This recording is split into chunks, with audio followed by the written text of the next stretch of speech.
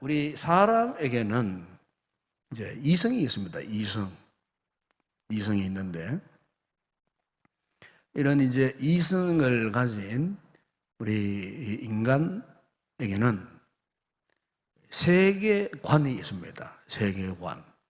이 세계관이라는 말이 무슨 말이냐면은, 사람들이 그것을 진실로 믿고 그대로 살아가게 하는 것. 쉽게 말하면 이걸 세계관이라 그렇게 말합니다. 그러니까 각각이 무엇을 믿고 세상을 살아가느냐. 그런데 그 사람이 세상을 그렇게 살아가도록 하는 어떤 근원, 그것은 생각이 될 수 있고 사상이 될 수 있겠죠. 철학이 될 수도 있고, 이런 것을 말합니다.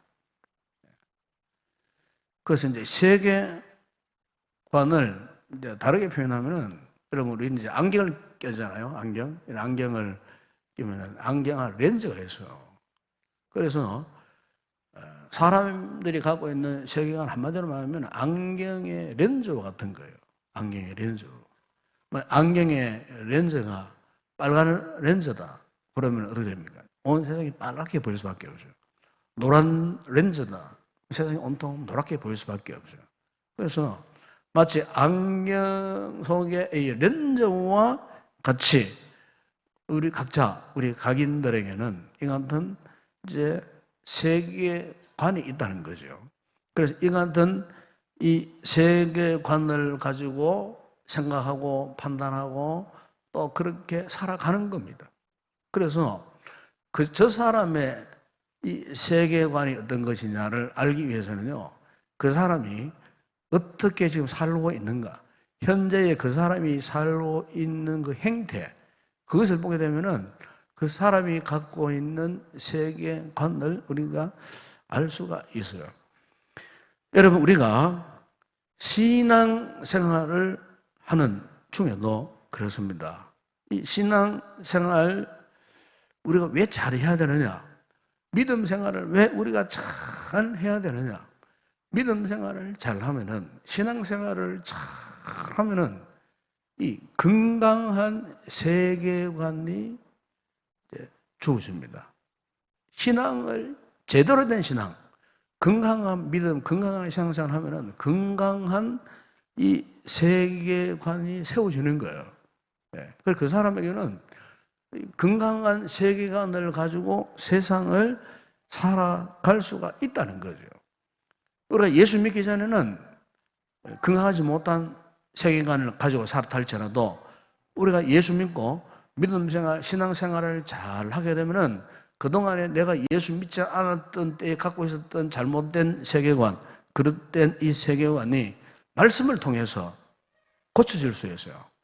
신앙생활을 잘하면은, 경건생활을 잘하면은 건강하지 못한 세계관에서 이제는 올바른 세계관, 건강한 세계관. 예수 믿기 전에는 세상을 비관적으로 봤어. 비관적으로. 부정적으로 보고 비관적으로 봤는데 예수 믿고 나서 은혜 받고 내 삶이 변화되어지니까 세상이 이제는 비관적으로 보이지 않는 거예요. 온통 세상이 아름다운 세계로 보여지는 거예요. 온통. 그래서 예수 믿고 난 후에 세상을 바라보는 눈이, 생각이, 그 사람의 관념이 굉장히 막 긍정적인 그런 모습으로 바뀌어지는 거예요. 이게 무슨 말이냐면은 잘못된 세계관에서 이제는 건강한 세계관으로 바뀌어졌다는 거예요. 그런데 문제는 뭐냐? 우리가 예수를 믿고 이 신앙생활을 해도 여전히 세계관의 변화가 오지 않는 이런 분들이 혹 있어요. 그래서 세계관의 변화가 오지 않는 성도들을 믿음생활 하면 괴로워요. 세계관의 변화가 일어나지 않았기 때문에 신앙생활이 너무나 힘들어요. 고통스러워요. 그리고 막 온갖 갈등들이 일어나요. 온갖 갈등들이 꼬리에 꼬리를 물고 믿음생활에도 만족함이 없고 믿음생활을 하는 것 자체가 고통스럽고. 여러분, 왜 그럴까요? 그 문제는 이거예요. 이 세계관, 지금 나의 신앙이, 나의 삶이 지금 잘못된 세계관에 지배를 받고 있는. 그런데 여러분 보세요. 이것은 영적인 문제입니다. 그럼 왜 내가 그런 잘못된 이 세계관의 지배를 받고 있는가? 그건 다름 아닌 우리의 삶의 배후에 사탄의 이 견고한 진, 사탄의 마귀의 견고한 진들이 자꾸 우리로 하여금 이 같은 잘못된 세계관에 이끌려 살도록, 아니 사탄이 우리로 하여금 잘못된 세계관의 유혹을 받아가지고 살아가도록 마귀가 자꾸 우리를 이렇게 관계를 일삼는 겁니다. 예수 그리스도를 믿어도 내면에 세계관이 다시 세워지지 않으면 겉으로 볼 때는 뭐 그리스도인이 맞아요. 그런데 한벌 벗겨보면 그 안에 옛 세계관이 여전히 자리 잡고 있는 분들이에요. 이를테면 무속적인 생각, 사고, 네? 아니면은 지나친 유교적인 기질, 네? 무언가 내 속에서 나를 붙들고 놓아주지 않는, 네? 세상적인 각종 우상들의 찌꺼기들, 네? 이 죄악의 찌꺼기들.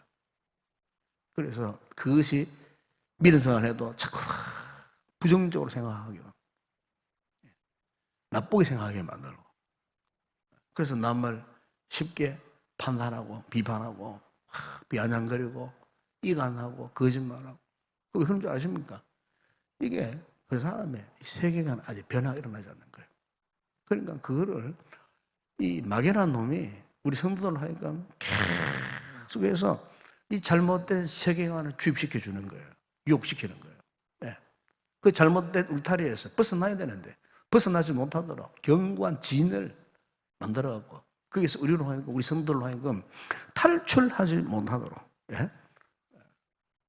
그 울타리 안에서 속아서 살아가도록. 제가 관계의 의미를 설명했지 않습니까? 관계라는 말이 뭡니까?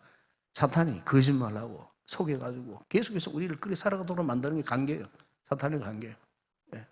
그러니까 지금 이건 현실적인 문제입니다. 지금 마귀라는 놈이, 사탄의 역사가 바로 그거예요. 의리라니까 계속해서 옛사람의 그 습관이 갖고 있었던 그 세계관에 지금도 여전히 그게 묶여서 이것이 최고다, 그것이 최고다, 이렇게 자꾸 속이는 거예요. 유혹한다 그 말입니다. 여러분, 오늘 우리가 당면한 영적 전쟁이나 다른 게 아닙니다. 지금 내가 가지고 있는 잘못된 세계관과의 전쟁이에요. 이거 전쟁이에요. 여기에서 이겨나야 돼. 여기에서 우리가 승리해야 돼요. 잘못된 세계관, 지금까지도 예수를 그렇게 오랫동안 믿어서도 여전히 이 세계관에 묶여서 붙들려서 탈출하지 못하고 계속해서 이 사탄의 지배를 받고 있는, 네. 여러분, 그러므로 여기에서 벗어날 힘은 우리에게 없어요. 사람의 힘으로는 되지 않는 거예요. 사람의 힘으로는, 내 인간적인 의지로는 이 같은 사탄의 지배하에서 벗어날 수 없어요. 내 힘으로는, 내 지식으로, 나의 어떤 신앙의 어떤 오래된 경륜, 그것 가지고는 이 사탄이 지배하는 세계관을 무너뜨릴 수가 없어요. 오직 우리 하나님 앞에 철저하게 말씀 앞에 순종하고 믿고, 그리고 성령의 역사를 우리가 소유해야, 성령의 충만한 은혜, 그 권능을 우리가 소유해야 이 같은 사탄의 경관진인 잘못된 세계관을 파하고 그에서 우리가 비로소 자유하는 이와 같은 삶을 살게 되는 것입니다. 영적 전쟁에서 우리가 깊이 깨달아야 할 것이 바로 이것입니다. 그래서 제가 오늘부터는 그럼 이 같은 사탄이 구체적으로 우리를 무엇을 가지고 이렇게 관계를 일삼는가? 예. 그 첫 번째로 오늘 하나 말씀드리고 싶습니다. 예. 그게 뭐냐면은 의심입니다. 의심.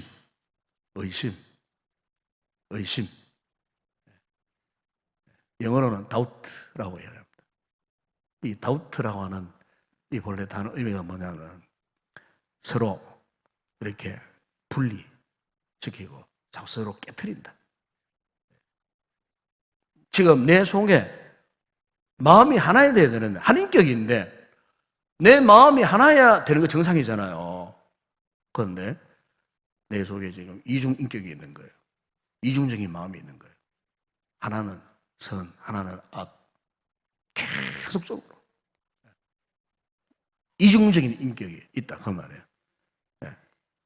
그래서 우리가 하여금 이 마음이 깨어지도록, 마음이 내 마음인데 내 마음이 하나 되어야 하는데 왠지 모르게 내 마음이 하나가 되지 못하는 거예요.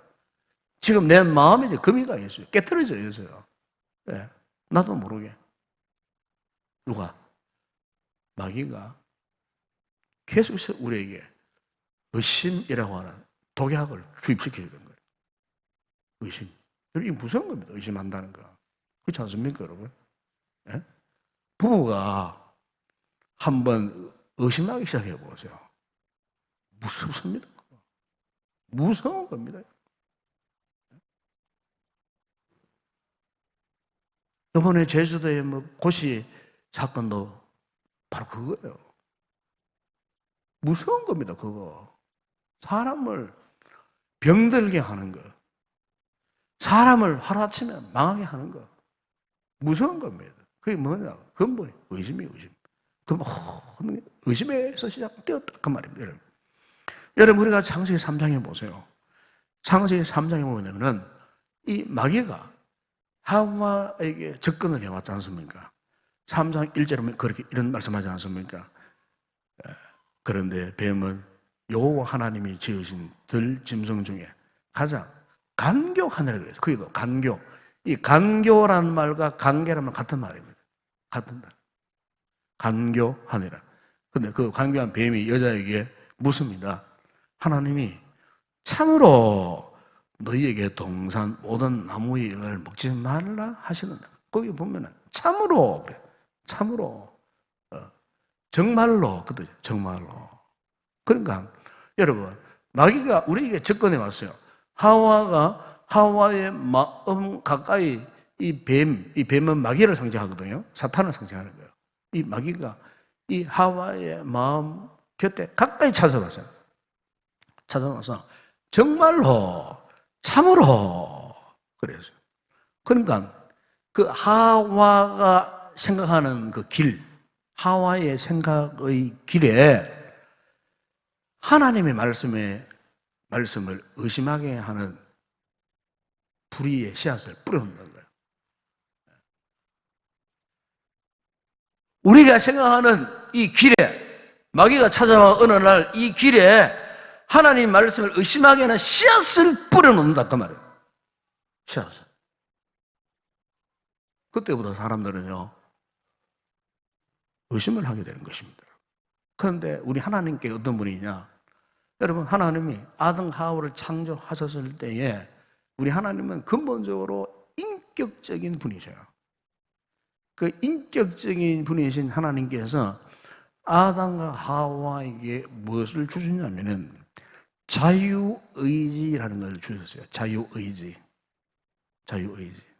이걸 쉽게 말하면은 우리가 믿을 수도 있고 의심할 수도 있는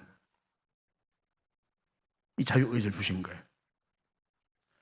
그러니까 지금 하와 앞에 뱀의 유혹이 왔을 때에 이 하와가 아무런 거부감 없이 이 뱀의 말에 반응하게 된 것은 하나님이 하와에게 주신 자유의지 때문에 가능했다는 거죠.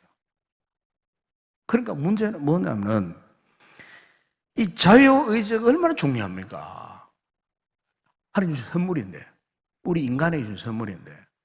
그런데 이 자유의지를 가지고 하와가 뱀이 유혹할 때에 뱀의 말을 의심하고 하나님의 말씀에 대해서 절대 신뢰, 순종으로 응답을 했어야 하는데 거꾸로 이 하와가 이 자유의지를 가지고 오히려 뱀의 말을 의심하지 않고 오히려 하나님의 말씀을 의심하게 되었다는 겁니다. 바로 그 시작은 누구의 관계 때문이라고요? 뱀의 관계 때문에, 마귀의 관계 때문에. 여러분, 오늘 이 같은 사실은요, 오늘 우리 신앙생활에서도 이 마귀라는 녀석이 우리 성도들을 이용할 때 이 자유의지를 사용하는 겁니다. 이것은 뭘 하나님이 주신 건데, 이 마귀라는 놈이 우리를 유혹해갖고 이 자유의지를 긍정적이고 좋은 방향으로 우리가 하나님 앞에 순종하고 믿음으로 사는 방향으로 이 자유의지를 사용해야 되는데, 이 마귀의 유혹을 받게 되면은 이 자유의지를 그냥 마귀가 유혹하는 대로, 마귀가 이끄는 대로, 마귀가 지시하는 대로 이 자유의지를 그렇게 사용해버리는 거예요. 인간이 타락하게 된 결정적인 그 출발이 이것 때문이야. 이것 때문에. 예? 그 출발이 지금도 마찬가지. 우리에게 여전히 이 같은 이 자유의지를 통해 갖고 우리가요 참 하나님 앞에 무엇을 거부하고 불신하고 내 마음대로 살고 할 때 얼마나 많이.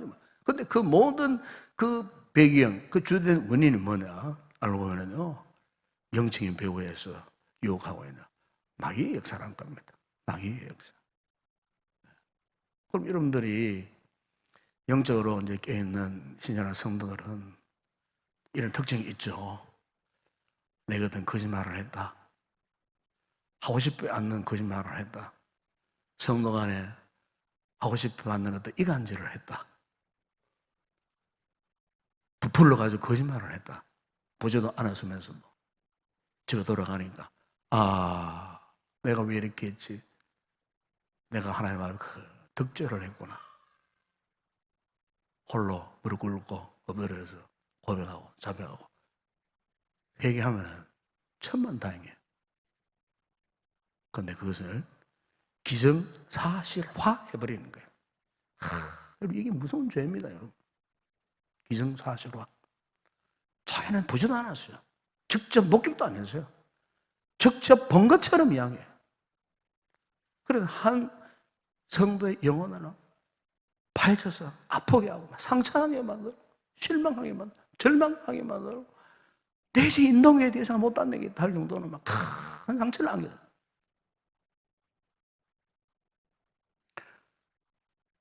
우리의 신앙생활에서 이런 일들이 비일비재합니다. 그걸 아셔야 돼요. 배우의 마귀의 역사입니다. 그게. 여러분 믿으십니까? 마귀의 역사요. 그런데 정작 본인은 그걸 모른다고 말이에요. 본인은 그걸 깨닫지를 못해요. 그게 더 큰 문제야. 그게 더 큰 문제예요, 지금. 여러분, 그런 분들은 지금 마귀의 유혹 속에 있는 거예요, 지금. 관계의 굴레에 묶여 있는 거예요, 지금. 여기에서 여러분 빨리 탈출하셔야 됩니다. 탈출하셔야 됩니다. 내 힘으로 탈출할 수 없어요. 하나님의 은혜로, 말씀의 능력으로, 성령의 능력, 권능으로 탈출해야 되는 거예요. 네? 여러분, 창세기 2장 16절에야 17절에 보시면은 하나님의 명령은 절대적이었어요. 절대적. 네가 동산에 종황에 있는 그 열매 먹는 날에는 네가 정령 죽을 것이라고 했어요. 너는 정령 죽으리라고 했어요. 그런데 창세기 3장 3절에 보세요. 그러면은 마귀가 이런 이야기를 합니다. 동산 종에 있는 나무 열매는 하나님의 말씀에 너희는 먹지도 말고 만지지도 말라. 너희가 죽을까 하노라. 이 무슨 말입니까? 하나님은 절대로 먹지 말라 그랬어요. 절대로. 먹으면 죽는다 그랬거든요. 그런데 마귀는 아담과 하와를 유혹할 때 먹지도 말고 만지지도 말고. 하나님은 그런 말씀 하셨습니까? 그런 말씀 안 하셨어요. 그리고 또 죽을까 하노라. 그래, 이 말은 죽을 수 있고 안 죽을 수 있다 그 말이잖아요. 그러니까 이 마귀는 그 관계, 거짓말로 우리들을 속일 때에 하나님 말씀을 완전히 왜곡시켜버려요. 그런 불순종 가운데 가장 무서운 죄가 뭔 줄 아십니까? 주의 말씀을 왜곡시켜버리는 거예요. 말씀을 왜곡시켜 전하는 사람도 죄지만은 말씀을 받는 사람이 말씀을 왜곡하여 받아들인 것도 죄요. 여러분, 우리는 100% 하나님의 말씀 그대로 받고 그대로 믿어야 할 줄로 믿습니다. 네. 근데 마귀는 자꾸 하나님 약속의 말씀을 왜곡시켜 듣도록 해버리는 거예요. 네. 하나님의 말씀에 대해서 오해하여 듣도록 해버리는 거예요. 네. 왜? 그렇게 해야 결국 자신이 유혹하는 의심을 통해서 저 영혼을 내 수하의 부하로 삼을 수 있으니까. 네. 의심만한 자로 만들기 위해서. 그래서 여러분, 하나님의 말씀에 대한 왜곡과 부인과 이 거짓말의 뿌리가 뭐냐? 의심에서 시작된다는 것입니다. 네. 여러분, 실제로 우리가 믿음 생활을 하다 보게 되면 여러분 죄를 지을 수 있잖아요. 죄를 지을 때 마귀라는 녀석이 우리 속에 착 달라붙어갖고 속삭입니다.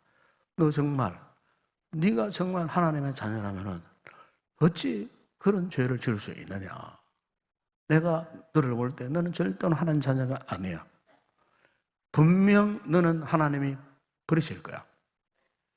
절대로 하나님께서 너희의 죄를 용서하지 아니하실 거라고. 이 마귀라는 놈이 우리의 죄를 자꾸 부추깁니다. 그래서 여러분, 죄책감이 그래서 오는 거예요. 우리 성도들은 죄의식은 가져야 하지만은 죄책감에 사로잡히면 안 돼요. 죄의식은 성령님이 은혜가 주시는 거예요. 죄책감은 마귀가 주는 거예요. 네. 이 죄책감을 갖고 자꾸 죄의 종노릇하러 죄의 포로에 이끌려서 마귀가 이끄는 대로 끌려다니도록 이 죄책감. 그래서 이 죄책감에 사로잡혀 보세요. 잠도 오지 않고 마음도 괴롭고 은혜가 막 고갈되어지는 것 같고 이 죄책감에 사로잡혀 하나님 나를 버리신 것 같고 나는 하나님 앞에 버린 자식처럼 막 생각되어지고 그래서 결국에는 영적인 절망감, 자포자기, 영적인 침체에 막 빠지면 이 죄책감 이게 바로 마귀 역사입니다. 마귀.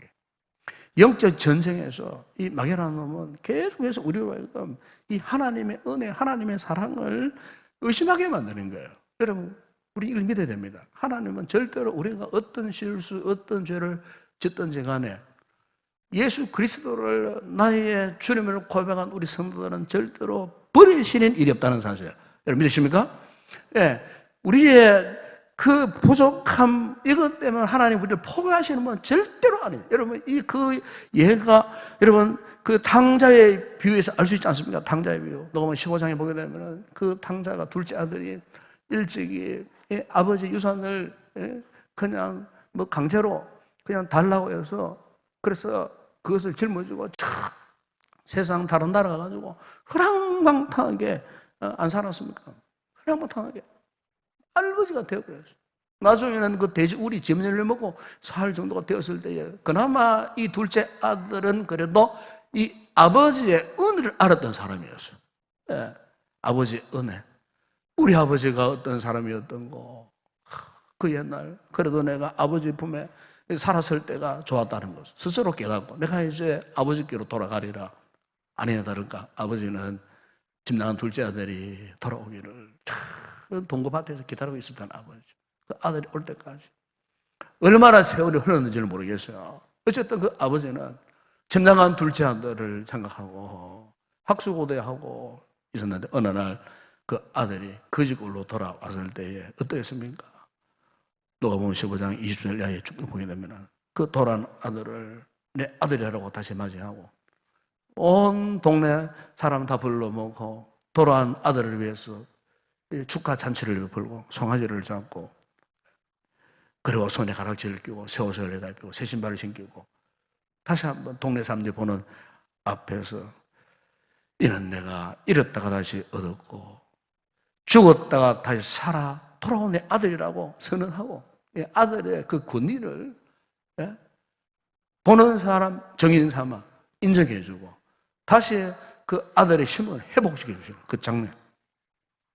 여러분, 바로 그것은 하나님의 그 불변하시는 사랑. 비록 우리가 마귀의 유혹을 받고 때로는 영적 침체에 빠지고 유혹 속에 스스로 우리가 절망할 때가 있지만은, 그러나 마귀는 유혹해도, 마귀는 하나님 너를 버렸다고 의심하게 만드는 유혹해도 하나님은 절대적으로 우리를 그렇게 포기하고 버리지 않아요. 하나님. 여러분 믿으십니까? 예, 이런 의심에서 벗어나야 됩니다. 이런 의심에서. 예. 그래서 여러분 사도 바울이 로마서 8장 35절이야 39절에서 누가 우리를 그리스도의 사랑에서 끊으려 환난, 공고, 박해, 기근, 적신, 위험, 칼이라. 예? 그러면서 이 모든 일에 우리를 사랑하시느로 말미암아 우리가 넉넉히 이기느니라. 사망, 생명, 천사들, 권세들, 현재일, 장래일, 능력, 높음, 깊음, 어떤 다른 피조물이라도 우리를 우리 주 그리스도 예수 안에 있는 하나님의 사랑에서 끊을 수 없으리라. 아멘. 절대로 하나님 사랑이 끊을 수 없습니다. 사랑하는 여러분, 오늘 이 밤에 우리가 영적 전쟁에서 마귀가 우리에게 첫 번째로 접근해오고 관계를 잡는 의심. 여러분, 우리가 의심에 빠지면은 우리 믿음이 산산조각납니다. 참, 그래요. 이 하나님의 사랑 의심하지 마세요. 주님의 은혜 결코 의심하지 마세요. 네. 하나님의 사랑은 우리 사랑처럼 얄팍한 사랑이 아닙니다. 그분의 사랑의 넓이, 길이, 높이, 깊이, 바울은 말합니다. 으뜸을 깨달아. 하나님의 모든 충만하신 것으로 너에게 충만한 길을 구하노라. 하나님의 사랑. 히브리서 12장 6절에 주께서 그 사랑하신 자를 징계하시고 그가 받아들이시는 아들마다 적지절 하십니다. 그 사랑하신 자를 징계할 망정. 징계가 뭡니까?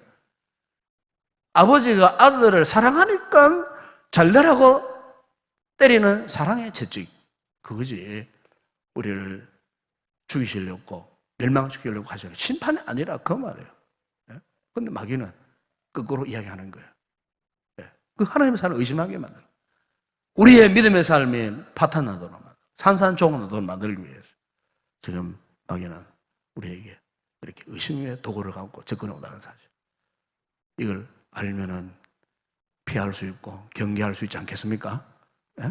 추억도 우리 마음 한 구석에 믿음 생활을 하다가 의심스러운 생각 들지 않도록 그저 마귀의 역사라는 사실 아시고 경계하시고 하나님의 온전한 사랑에 이끌려 살아가는 복된 성도 되시길 주의 이름으로 축원합니다.